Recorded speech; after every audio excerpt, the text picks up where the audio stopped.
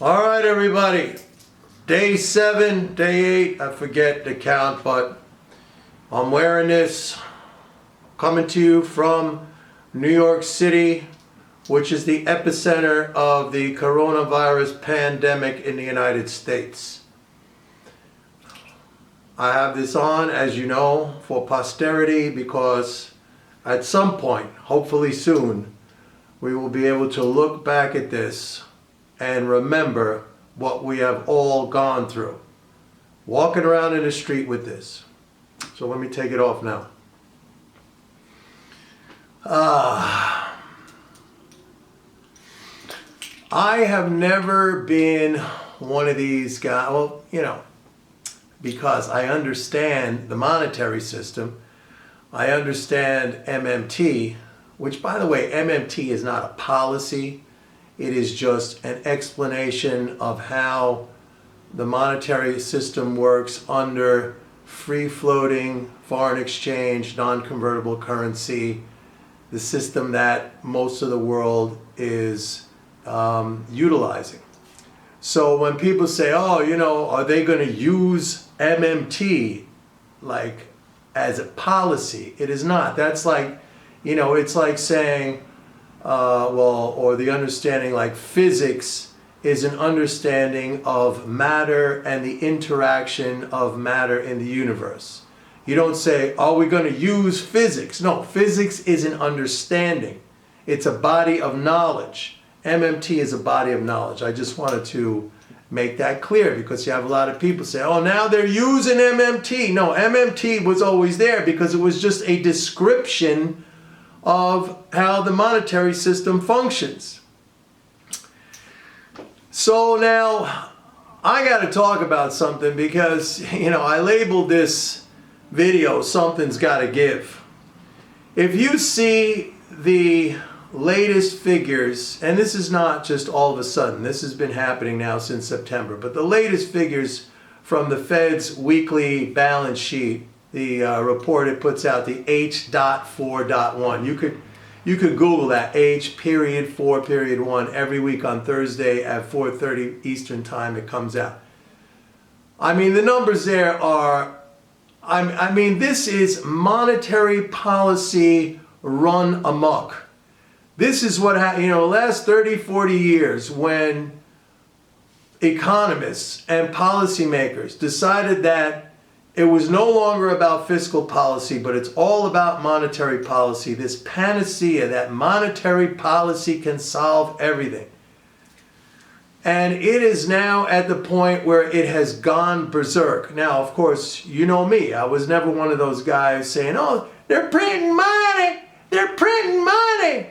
With quantitative easing and rate cuts. Printing money is really the fiscal policy. When the government spends, it creates new financial assets, money, and that goes into people's pockets. When the Fed or central banks conduct, like, for example, QE to infinity, what they're actually doing is unprinting money. They're taking out trillions upon trillions in financial assets that are income, that pay interest. If you see these charts, really, you should just, for nothing else, you should go to my website today and sign up for a 30-day free trial. You can always cancel a 30-day free trial, MMT trade. I'll send you these charts. In the last, since September, so what's that, 6 months?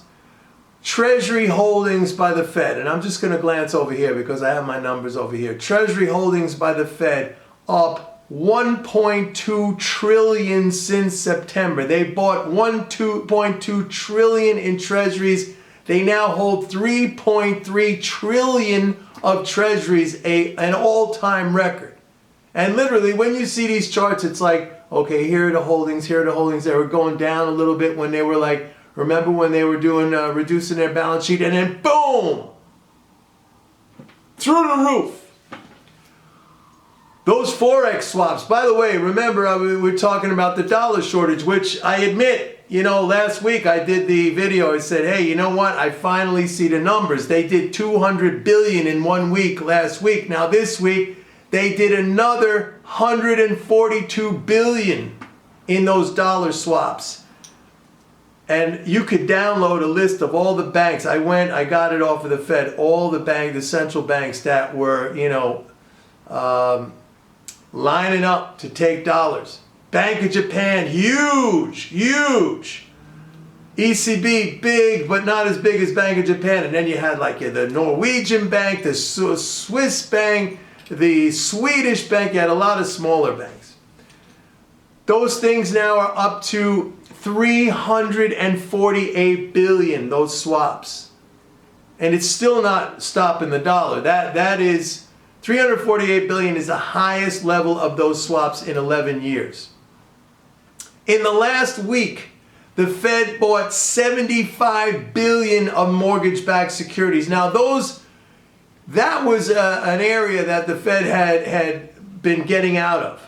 They had reduced their holdings of mortgage-backed securities down to the lowest level in 7 years.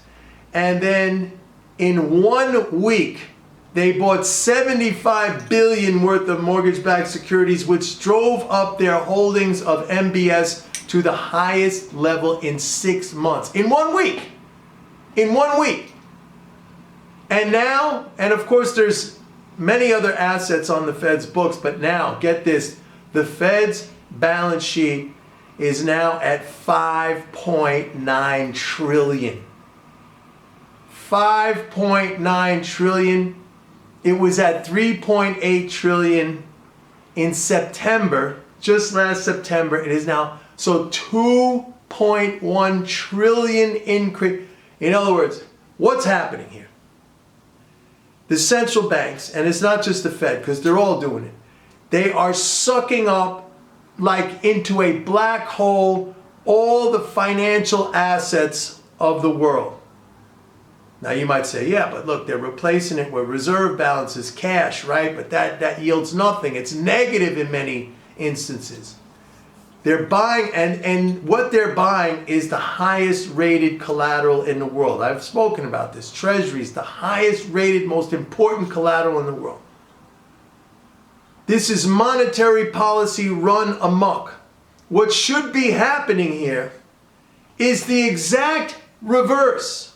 It should be fiscal policy pumping in these trillions. In other words, government spending like a New Deal kind of program on everything, on a job guarantee, on infrastructure, on health care, fighting the virus, getting supplies, on basic science and research, trying to research for some kind of absolutely right now, right? Some kind of vaccine or treatment, education.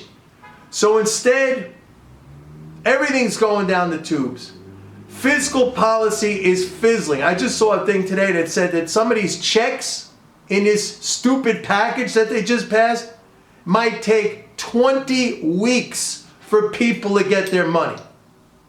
And in the meantime, like a gigantic vacuum cleaner, the central banks are sucking out trillions upon trillions of the highest quality financial assets in the world.